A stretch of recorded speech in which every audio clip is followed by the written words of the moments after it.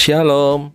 Channel ini terbuka untuk semua orang yang rindu mengerti apa kata Alkitab tentang hal-hal dalam kehidupan ini. Selamat menonton. Tuhan Yesus memberkati. Shalom saudara-saudara terkasih dalam Tuhan Yesus Kristus.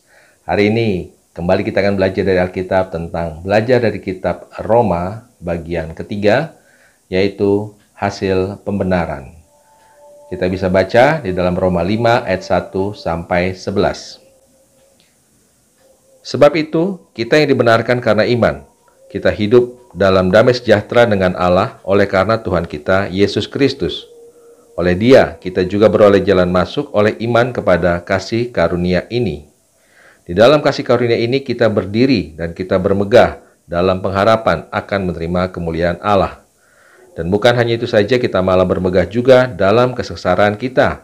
Karena kita tahu bahwa kesengsaraan itu menimbulkan ketekunan, dan ketekunan menimbulkan tahan uji, dan tahan uji menimbulkan pengharapan. Dan pengharapan tidak mengecewakan.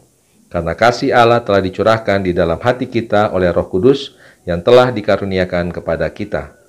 Karena waktu kita masih lemah, Kristus telah mati untuk kita orang-orang durhaka pada waktu yang ditentukan oleh Allah. Sebab tidak mudah seorang mau mati untuk orang yang benar, tetapi mungkin untuk orang yang baik ada orang yang berani mati. Akan tetapi Allah menunjukkan kasih-Nya kepada kita oleh karena Kristus telah mati untuk kita ketika kita masih berdosa. Lebih-lebih karena kita sekarang telah dibenarkan oleh darah-Nya, kita pasti akan diselamatkan dari murka Allah. Sebab jikalau kita ketika masih seteru diperdamaikan dengan Allah oleh kematian anaknya, lebih-lebih kita yang sekarang telah diperdamaikan pasti akan diselamatkan oleh hidup-Nya.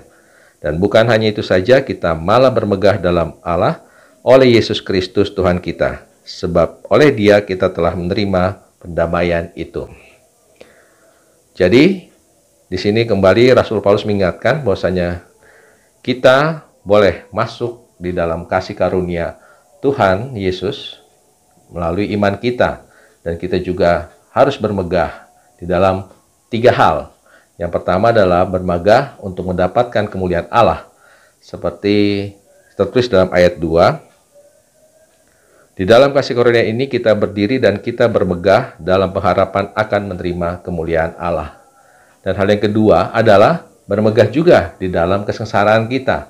Karena dikatakan dari ayat 3 sampai 5 bahwa kesengsaraan itu menimbulkan ketekunan, ketekunan menimbulkan tahan uji, dan tahan uji menimbulkan pengharapan, dan pengharapan tidak mengecewakan.